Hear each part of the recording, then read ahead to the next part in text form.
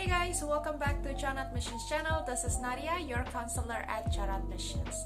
So, as we are entering the admissions season, it's the time of the year where you start your application. It's the time of the year where you start choosing your program, planning your future studies in China. So this is the right time for me to share more information so you can get started with your application and also you can get prepared for the next step in your application. So today, I'm going to discuss about the entrance examination.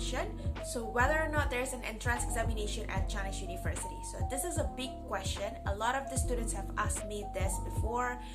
They're wondering if there will be an entrance examination because of course, many of them heard that Chinese students have to go through the entrance examination, the national entrance examination, or what we call here GaoKao. And everybody knows it's super hard. And a lot of international students are wondering whether or not they will need to go through the same thing or maybe anything similar to the entrance examinations that are taken by the Chinese students. So today in this video, I'll be discussing that about entrance examination for international students admissions at Chinese universities.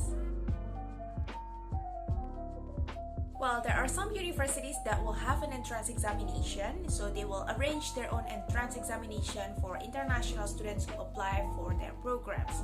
And this is common, especially if you're applying for a Chinese taught bachelor's program at C9 League universities. So for example, if you're applying to Tsinghua University, Peking University, Zhejiang University, Fudan University, Shanghai Jiaotong University, any of the universities I mentioned just now for their Chinese taught bachelor's program, it's likely that you will need to take an entrance examination because they have one. But if you can exceed the minimum requirement at these universities, then you might be exempted from taking the entrance examination. Otherwise, if you pass the initial review, then you will need to take their entrance examination. So usually, the entrance examination will cover 3 subjects: mathematics, English, and Chinese. Other than that, there are a couple of other universities for English taught bachelor's program that also have entrance examination for their international students. For example, if you're applying to SUSTEC, Southern University of Science and Technology, or Chinese University of Hong Kong, Shenzhen, or maybe Beijing Institute of Technology, nowadays they do have entrance examination for the international students. And some of the subjects that will be there during the entrance examination are usually mathematics, English, and in some cases, like SUSTEC for example, they also will have physics tests in their entrance examination. If this is the case, entrance examination is a part of the application process, then the result of your entrance examination will play an important role in your admissions as well. So make sure that you prepare well for the entrance examination because this is going to be contributing to whether or not you can get the admissions at the universities you're applying for. So if you want to know more tips, or maybe you want to double check which university have entrance examination and which doesn't, you can always contact our team. You can always contact Chan Admissions for more information and also check out on our platform as well. Right, so secondly, just like what I mentioned earlier in this video, so if you are a Chinese student or even if you reside overseas but you are still holding a Chinese passport until today, then you will need to take GaoKao, which is the National Entrance Examination for University. So all of the Chinese students have to take GaoKao and it's mandatory, especially if you're applying for Chinese public universities. So regardless wherever you're located right now, but if you're holding a Chinese passport, even if you stayed overseas your whole life or maybe you haven't really experienced Chinese education system, but you want to go and you want to study in China for your bachelor's program, if you're holding a Chinese passport, then you will need to take GaoKao because it's mandatory for everybody who have Chinese citizenship. But if you're an international student, don't worry about that because you don't need to take GaoKao. The entrance examination is not going to be the same as the Chinese students, and only selected universities or selected programs have entrance examination for international students. What about the other programs? The other programs that I didn't mention earlier in the video. Not every universities have entrance examination. So if this is the case, then usually there's no entrance examination for you. However, there might be still an interview that you need to take. So interview is nowadays an essential part of your admissions process as well, and a lot of universities have interview process inside the application process, so you need to better prepare for the interview. And also, if you're applying for programs in Chinese or in English, whether it's bachelor's, master's, or PhD, there is the examination that you need to take. It's not the entrance examination at the university, but it's the language examination. So if you're applying for programs in English, for example, for sure, if you come from non-English speaking countries, you will need to take TOEFL or IELTS for your application. Well, some of the Chinese universities are also considering other English tests. For example, the China Admissions International English Test, where you can find the information here, or you can also watch the other videos here. If you're from non-English speaking countries, then you will need to take the English examination if you're applying for English degree programs. But there is an exception to this. So if let's say you are from non-English speaking countries, but you are studying in international school or international environment where the whole program throughout your entire education was delivered in English, so this could be an exception for you. So for example, you are studying your 3 years of high school program in English, but you live in Indonesia, for example, which is a non-English speaking country. So if this is the case, you can request to get a letter from your school to mention that your whole program in the senior high school is delivered fully in English. And you can actually use this letter as a substitute of the English language requirement. A lot of times, universities can accept this letter as a substitute for your English language requirements, so there's no need for you to take TOEFL or IELTS. However, taking the English examination can also be good for you because it can be a plus point for your application. So for example, if you can get like a good score on your English certificate, this will also be a plus point for your application. So if you have the time or if you have the budget to take the English examination, then it's also best to take the English examination even if it's not necessary for you.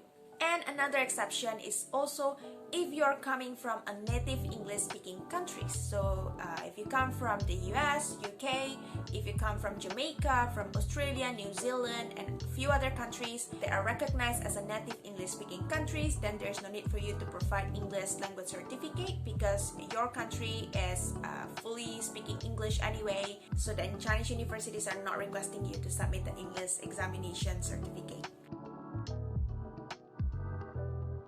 And the next one is about the Chinese language examination. So a lot of you asked me before, well Nadia, I'm about to apply for the English bachelor's program. Do I need to take HSK? Or maybe do I need to take HSK after the first year of my studying in China? Things like that. Or how about if I'm applying for the Chinese bachelor's program, Chinese master's program? Do I need to take HSK? Is it a requirement? So yes, HSK is a part of the requirement if you're applying for the Chinese degree programs. So if let's say you're applying for a Chinese bachelor's, master's, or PhD program, then you will need to provide HSK for your application. So the requirement for HSK itself, in general, a lot of Chinese universities nowadays are requesting students to provide HSK level 5 certificate. But if you can achieve HSK level 6 or higher in the future, because they are planning to change HSK to level 9, if you can provide higher level of HSK, that will also be sufficient for your application. But what happens if you only have, let's say, HSK level 4? It can still be accepted at some universities, but not all of them. So especially if you're applying to the higher ranking universities, they would prefer if you can provide like a higher level of HSK, so at least HSK 5 or above. But for some other universities, they might still be flexible with that. So if you have HSK 4 with a minimum score of 210, usually it's still acceptable.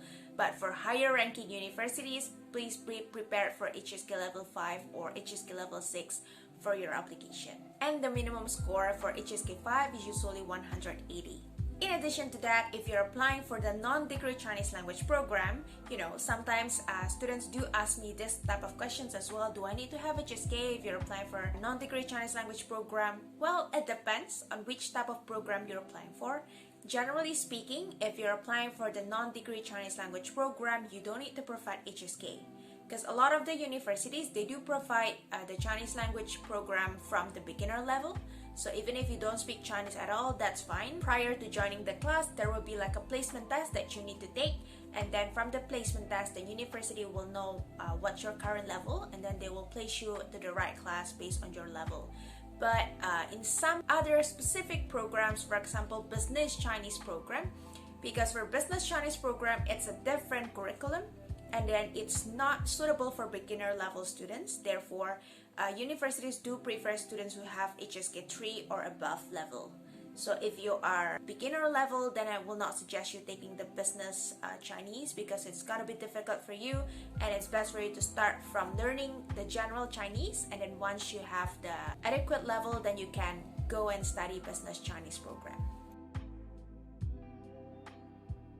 So for the final one, what about MBA application or other master's program application? Generally, if it's for master's or PhD applications, it's unlikely that there will be entrance examination. So mostly it's just gonna be the interview inside the application process. However, if you're applying for the MBA degree at top universities in China, for example, the MBA programs at Fudan University or at CIPS, at Zhejiang University International Business School, at Peking University, at Tsinghua University, or at any other top ranking universities, any other top MBA programs, then it's likely that you will need to take the GMAT exam. And then you need to present your GMAT score result as a part of the application requirement. So if you're not taking GMAT, then it's likely that the university will ask you to take the university entrance examination to enter their MBA programs. So in my suggestion, if you're trying to apply to multiple different MBA programs, let's say you're applying to 2 or 3 universities, then it's actually better to just take a GMAT examination, because it's gonna be more simple rather than taking 2-3 different times of university's entrance examination. And then for GMAT itself, generally for MBA application, you need to have a score of 600 points or above.